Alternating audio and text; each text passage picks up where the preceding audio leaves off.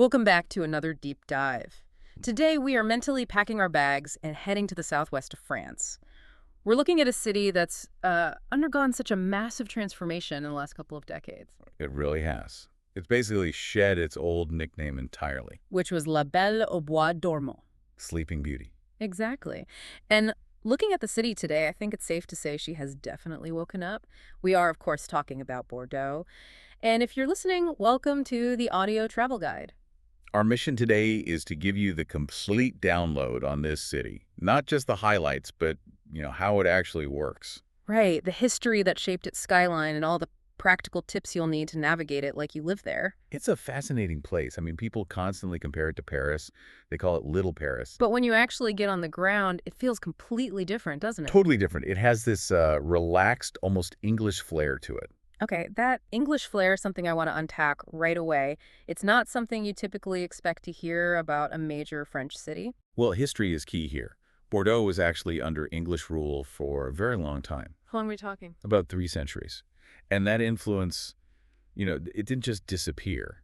It's baked into the city's DNA, the trade, the architecture, even the temperament. It's just less frantic than Paris. It breathes a bit more. So what about that Little Paris label? Is that something the locals, the Bordelais, embrace, or is it a bit of a sore spot? Oh, it's definitely a rivalry, a very real thing. But visually, you can see where the comparison comes from. The city center is absolutely packed with these stunning, traditional stone mansions and terraces. It has that same kind of grandeur. But there's a huge structural difference that completely changes the vibe, right? There is. And this is one of those key things to understanding the city. If you stand in the center of Bordeaux and look around, you'll notice something is missing. Skyscrapers. Exactly. Not a single one in the historic center. And it isn't just about preserving the view, though that's part of it. It's geological. What do you mean? Bordeaux is built on really weak subsoil. It was marshland, historically. So the ground just can't support the heavy vertical load of a modern skyscraper. That is fascinating. So while other cities were building up, Bordeaux had to sprawl out. Precisely. It forced the city to maintain a very human scale. You get all the beauty of the stone architecture, but you always have this big open sky above you. You don't get that canyon effect. So we have this low-rise city that used to be Sleeping Beauty. What was the alarm clock? What woke it up? It was all about revitalizing the waterfront. For the longest time, the wet docks were just industrial wastelands. They literally cut the city off from the Grand River. And now? Now, those old docks are the hotspots. Cafes, gardens, museums, everything. It completely shifted the city's center of gravity back to the river. And the demographics seem to keep things pretty lively, too. Oh, for sure. It's an incredibly young city. It's home to a university community of over 60,000 students. That's the largest campus in France, isn't it? It is. And when you have that many young people, it just drives a certain energy.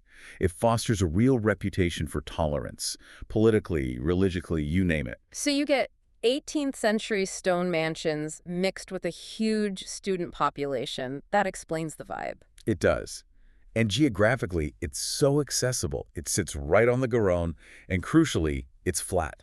That flatness is going to be really important when we talk about getting around later. Okay, let's get oriented. If I'm a tourist dropped right in the center, how do I break down the neighborhoods? Where should I start walking? You start in the Old Town, specifically the Saint-Pierre district. This is the pedestrian heart of the city. A wandering zone. Absolutely. If you're the type who likes to just ditch the map and get lost in narrow old streets, this is your place. I am definitely that type. Yeah. But let's say I want something a bit more upscale. Where's the money? Then you head north of the center to the Grand Hommes area and Gambetta Square. This part really earns that Little Paris nickname. So luxury shops, that kind of thing.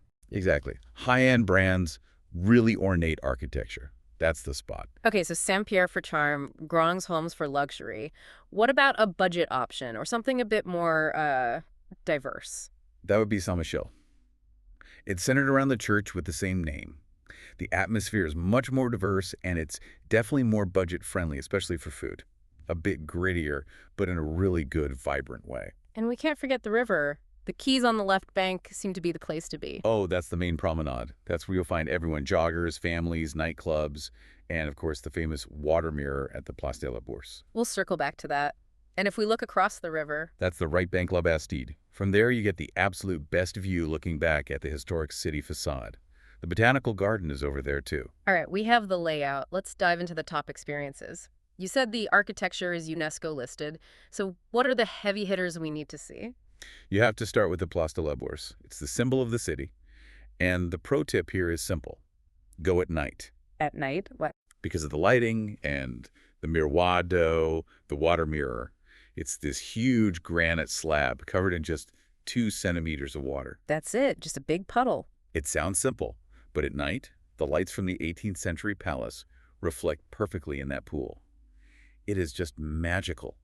It cycles between a mirror and a mist effect. I've seen pictures of that. It looks like a giant optical illusion. It basically is a masterpiece of modern landscape design. Now, you can't talk about a river city without talking about bridges. And I understand there's a bit of an ego trip involved in one of them. Okay, just a bit.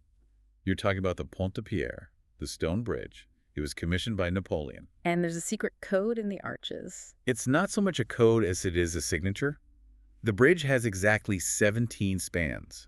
17? Why 17? Because there are 17 letters in the name Napoleon Bonaparte. Wow, that is quite the flex. Build me a bridge and make sure it spells my name. It's classic Napoleon. But then, for contrast, you have to look at the modern bridge, the Jacques Chaban-Delmas bridge. This is the one that moves, right? Yep. It's a vertical lift bridge. The entire central deck lifts 53 meters straight up into the air. Why does it need to go that high? Cruise ships. It lets them pass right through into the heart of the city. So you have Napoleon's stone arches on one side and this massive steel lift on the other. Old and new, side by side. We've also got some impressive gates. The Porte Cailhau is a standout. It's a 15th century defensive gate that looks like a little castle. You can actually climb up inside it for a great panoramic view of the river. And the big bell. The Gros Cloche. Yeah. An 18th century bell tower. The bell itself weighs over 7 tons. They only ring it on very special occasions, which is probably for the best. Speaking of towers, let's talk churches. Saint Andre Cathedral seems to be the main event. It's a huge Romanesque and Gothic structure. And like the gate, you can climb the tower for a view. In a flat city like this, getting that elevation is key. Any tips for that? Yes, a very practical one. Yeah. They're extremely strict about bags. No backpacks. No large bags of any kind allowed up the tower. It's a narrow climb. Yeah. So leave your stuff at the hotel if you plan on doing that. Good to know. And the other big one is the Basilica of Saint-Seurin. That one's notable for its crypt, which dates all the way back to the 11th century. If you're into that deeper layer of history, that's the spot. Okay, we are in Bordeaux. We have to talk about wine. I'm thinking of a specific place that sounds like more than just a museum. You're thinking of La Cité du Vin? Right. It's the world's largest wine museum. But yeah, calling it a museum feels like a huge understatement. It's an architectural landmark in its own right. It's that building that looks like a swirl, isn't it? Exactly. An 8-story building designed to evoke the swirl of wine in a glass. Inside, it's this super high-tech, immersive experience covering wine culture from all over the globe, not just Bordeaux. And if wine somehow isn't your thing... You've got the Musée d'Aquitaine for regional history going back 25,000 years. Mm-hmm. Or the CAPC, the Museum of Modern Art, which has this cool permanent slate lineup on the roof. And for a bit of green space to relax? The Jardin Public. It's an English-style park, there's that English influence again, with a botanical garden inside. Or you can cross to the right bank for the dedicated Jardin Botanique. Okay, let's get practical. This is the audio travel guide, after all. How are we getting around? You mentioned the city is flat. The flatness makes it incredibly walkable. Since the center is largely pedestrian, your own 2 feet are your best asset. But you have to experience the tramway. What's so special about the tram? It's the technology. Usually, trams need all those overhead electrical wires, right? Right, which can look pretty messy. Exactly. And Bordeaux didn't want wires ruining the view of their historic buildings. So, in the inner city, the trams use a ground-level power supply. The electricity comes from the tracks themselves. That's brilliant. For meeting function. It preserves the skyline perfectly. If you want to be more active, there's the V3 bike sharing system. It's a bike paradise because it's so flat. Is there a catch? Well, there's a deposit requirement. You need a card that can handle a hold of around 200 euros just to make sure you bring the bike back. That's steep. Good to keep in mind. What about driving? Don't. Seriously. Avoid driving in the center at all costs. It's a nightmare of traffic jams and expensive parking. Just park outside the center and take the tram in. Message received. Now let's talk shopping. You have to walk down Rue Sainte-Catherine. It's known as the longest pedestrian shopping street in Europe. The longest. That's a serious walk. It's massive. And, fun fact, clothing prices there are often cheaper than in Paris, so it's a good spot for that. And, of course, wine. Ah, yes, wine. A reminder about airport rules is probably in order. Always. Know your customs limits and liquid restrictions. The last thing you want is to buy a vintage bottle only to have to toss it at security. That would be a tragedy. Let's talk food. Where are we eating? There's a street nicknamed the Street of Restaurants, Rue de Saint-Rémi. It runs right through the center. It's a bit touristy, but it's a safe bet.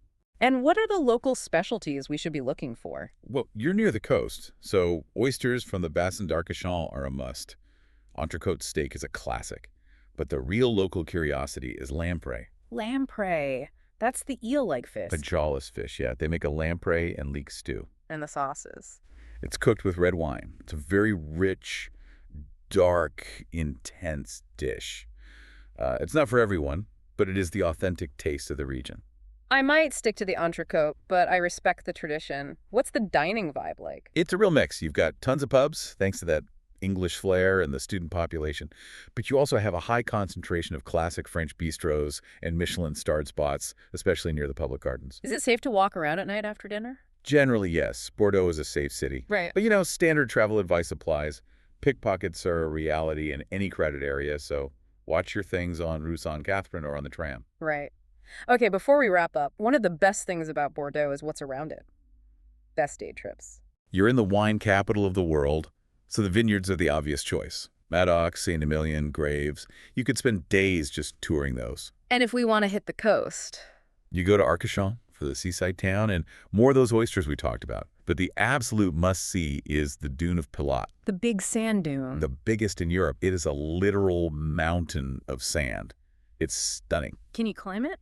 You can, and the view is incredible.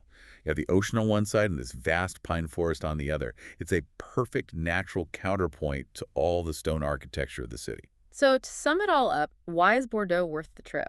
It really offers the best of France. The food, the wine, the architecture, but without that overwhelming intensity of Paris. It's walkable, it's flat, and it's just this vibrant, youthful city. Sounds like the perfect balance of history and modern energy. And with a glass of world-class wine in hand, it's pretty hard to beat. Absolutely. We encourage you to combine this deep dive with our other episodes on French regions to get the full picture. But for now, get out there and explore the pedestrian streets of the Pearl of Aquitaine. This has been the Audio Travel Guide.